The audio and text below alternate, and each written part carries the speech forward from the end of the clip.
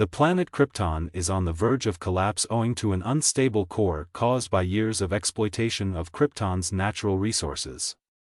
The rebel military leader, General Zod, and his troops remove the ruling council. Jor-El and his wife Lara send their newborn son Kal-El aboard a spacecraft to Earth, implanting a genetic codex into his cells in order to preserve the Kryptonian race. After killing Jor-El, Zod and his minions are apprehended and imprisoned in the Phantom Zone.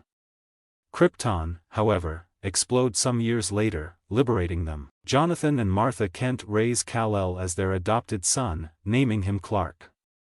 Clark's Kryptonian physiology grants him extraordinary talents on Earth, which first confuse and isolate him, but he eventually learns to control his capabilities to serve others.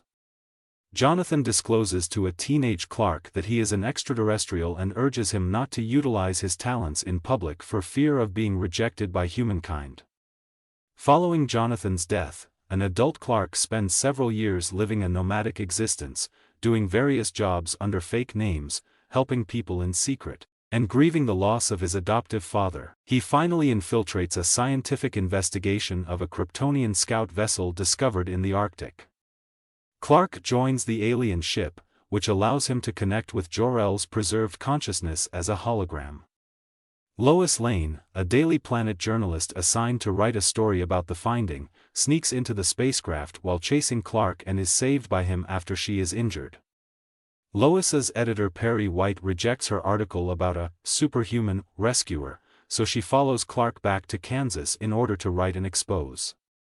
She chooses not to expose his secret after hearing his narrative. Zod and his crew explore other colony worlds before following a Kryptonian distress call issued from the spacecraft Clark recovered on Earth.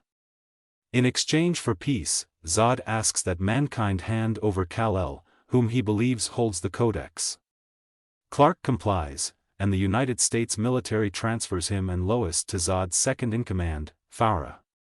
Zod announces his intention to employ a terraforming world engine to change Earth into a new Krypton, wiping off the human population in the process, and then repopulate the planet with genetically engineered Kryptonians using the Codex. Clark, now known as Superman, disables the world engine in the Indian Ocean and destroys the ship carrying the crucial technology, the Genesis Chamber, in order to resurrect the Kryptonian race with the Codex.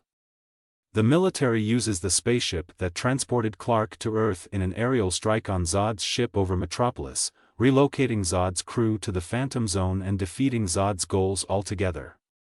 Only Zod survives, and he fights Superman in a cross-Metropolis aerial combat. Superman is forced to slay Zod as he attempts to murder bystanders in retaliation for his defeat. Some time later, Superman continues to acquire the trust of the United States government, despite their efforts to discover his true identity.